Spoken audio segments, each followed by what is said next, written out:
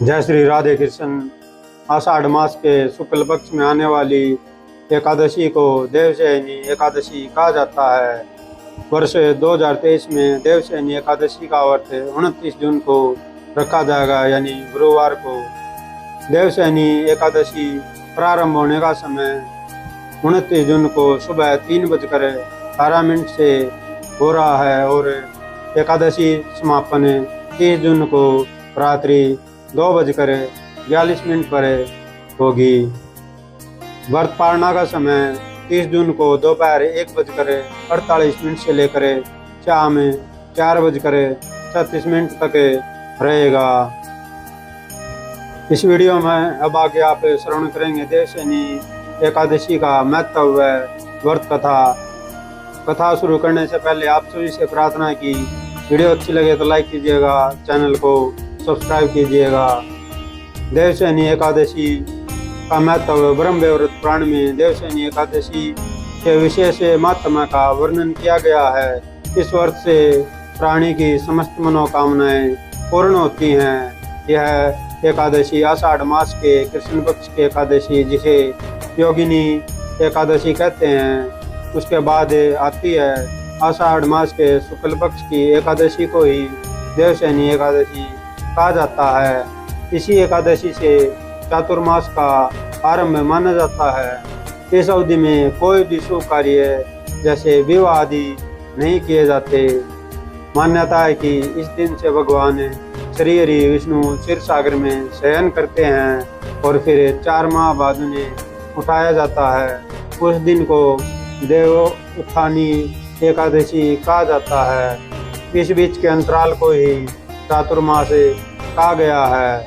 देवशयनी एकादशी को देवशयनी, माँ एकादशी, होली एकादशी, हरिदेवशयनी, पद्मनाभा शयनी तथा प्रबोधिनी एकादशी भी कहा जाता है।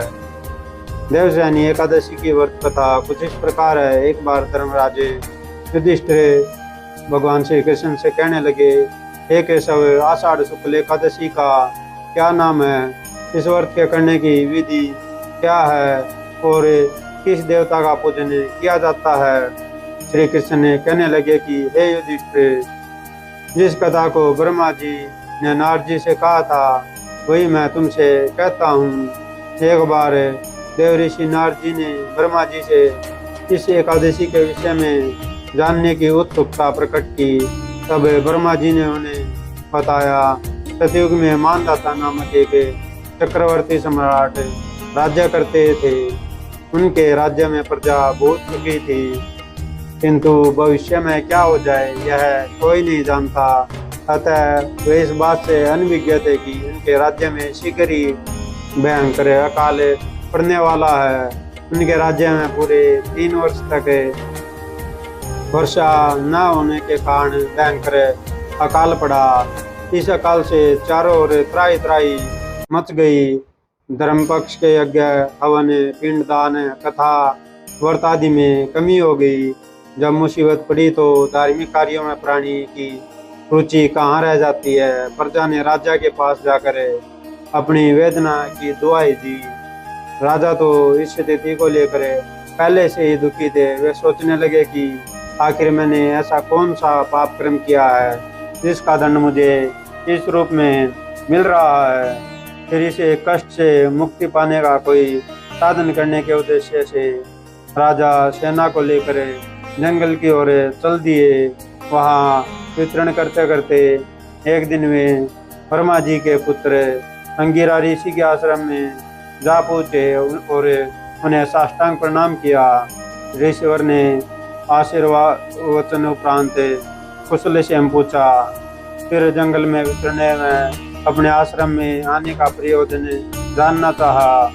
तब राजा ने हाथ जोड़कर कहा, महात्मन, सभी प्रकार से धर्म का पालन करता हुआ भी मैं अपने राज्य में दुर्भिक्ष का दृश्य देख रहा हूँ। आखिर किस कारण से ऐसा हो रहा है? कृपया इसका समाधान करे।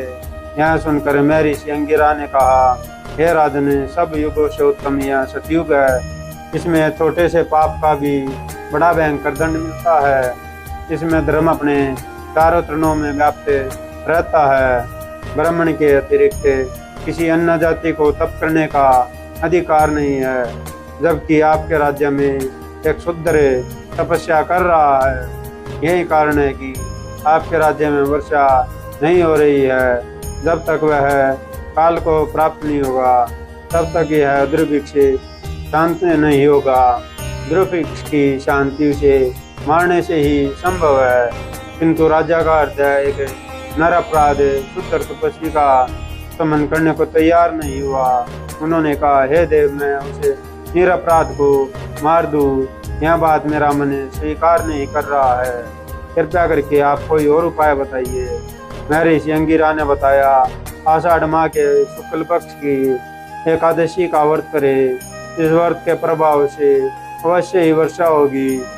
राजा अपने राज्य की राजधानी लौट आए और चारों वर्णों सहित पद्मा एकादशी का विधिपूर्वक व्रत किया।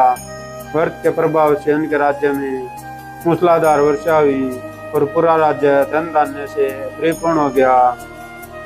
ब्रह्म व्रत पुराण में देवशयनी एकादशी के विशेष महत्व का वर्णन किया गया है। इस व्रत से प्राणों की समस्त मनोकामनाएं पूर्ण होती हैं।